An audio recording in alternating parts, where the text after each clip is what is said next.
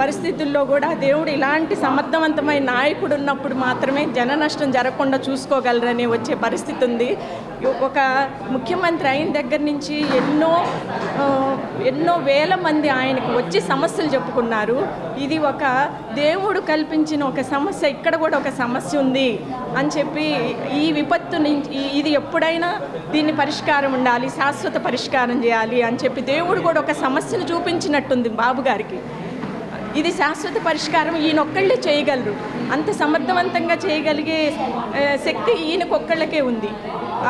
అది నిజాయితీగా చేయగలిగే తత్వం ఈయనొక్కళ్ళకే ఉంది. అందుకని దేవుడు కూడా ఒక సమస్యని చూపించారు, ఇది శాశ్వత పరిష్కారం మీరు చేయండి అని. ఇది ఇలాంటి విపత్తు వచ్చింది అంటే దానికి శాశ్వత పరిష్కారం చంద్రబాబు నాయుడు గారు ఒక్కళ్ళే చేయగలరు. ఇది ఆయన ఇలా చేస్తున్నందుకు రాష్ట్ర ప్రజలందరి తరఫున మా పాదాభివందనం.